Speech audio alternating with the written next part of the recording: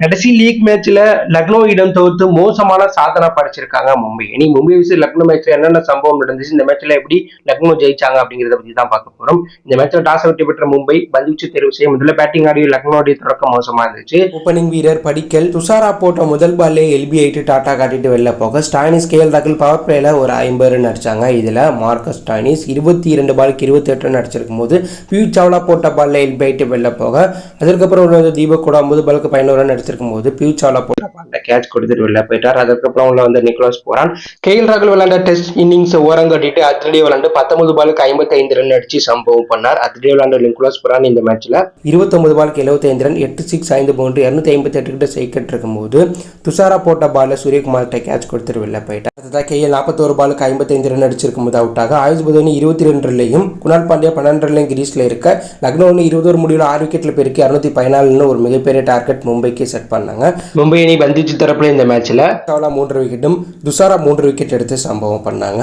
பின்னர் களமிறங்கிய மும்பையுடைய தொடக்கம் அதிரடியா இருந்துச்சு. ஓப்பனிங் வீரராக களமிறங்கிய ரோஹித் சர்மா டபால் பிரேவிஸ் அதிரடியா விளையாண்டாங்க. இதுல டபால் பிரேவிஸ் 20 பாலுக்கு 23 ரன் அடிச்சிருக்கும் போது நவீன் போட்ட பால்ல குணால் பாண்டியா கேட்ச் கொடுத்துட்டு வெளில போக, சூரியகுமார் யாதவ் 3 பாலுக்கு டெக் அவுட்ல குணால் பாண்டியா போட்ட பால்ல கேட்ச் கொடுத்துட்டு வெளில போக, இஷான் கிஷன் 5 பாலுக்கு 16 ரன்ல வெளியேற, ஹர்திக் பாண்டியா 13 பாலுக்கு 16 ரன்ல அவுட் ஆனாங்க. ரோஹித் சர்மா 38 பாலுக்கு 68 ரன் 10 பவுண்டரி 3 6 178 கிட்ட சீக்கிட்டு இருக்கும்போது ரவி பிஷ்ணாய் போட்ட பால்ல கேட்ச் கொடுத்துட்டு வெளில போயிட்டார். ரோஹித் சர்மா தான் இந்த சீசன்ல மும்பை அணிக்காக அதிக பவுண்டரி, அதிக 6, அதிக ரன், அதிக அரை சதம் அடித்த வீரர், மும்பை வீரர் அப்படிங்கிற சாதனையை படைச்சிருக்கார். இதனால அடுத்த வருடம் ரோஹித் சர்மா குவாலிட்டி விட வாய்ப்புகள் கம்மி தான். அந்த அளவுக்கு ரோஹித் சர்மா இந்த வருடம் மும்பை அணிக்காக உழைச்சிருக்கார். ஆனால் ஹர்திக் பாண்டியா ஒன்றுமே மும்பை அணிக்காக இந்த சீசனில் பண்ணலை. ஸோ அதற்கப்புறம் வீரர்கள் யாருமே பொறுப்போட விளையாடலை. நமந்தி மட்டும் 28 பாலுக்கு 62 ரன் 5 6 4 பவுண்டரி அடிச்சு கிரீஸ்ல இருந்தார். மற்றபடி யாரும் சொல்லிக்கிறபடி பெருசாக விளையாடலை.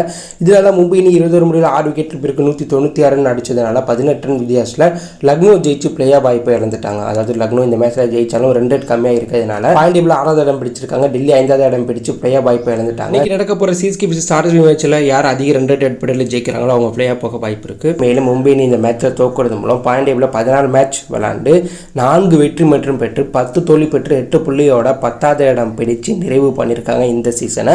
மும்பை அணி கடந்த 3 வருடத்துல ஐபிஎல்ல 10 அணிகளா கொண்டு வந்ததுக்கு பிறகு 2 முறை 10வது இடம் பிடிச்சிருக்காங்க. 2022லையும் மும்பை அணி 10வது இடம் பிடிச்சு நிறைவு பண்ணாங்க. தற்போது 2024லையும் 10வது இடம் பாயிண்ட் டேபிளில் பிடிச்சி மோசமான சாதனை 3 வருடத்தில் மும்பை அணி படிச்சிருக்காங்க. ஸோ மும்பை அணியுடைய இந்த மோசமான சீசன் தோல்விக்கு யார் காரணம் அப்படிங்கிற கருத்தை கமெண்ட்ல லீவ் பண்ணுங்கள். மறக்காம நம்ம சேனலை சப்ஸ்கிரைப் பண்ணி ஃபாலோ பண்ணுங்கள்.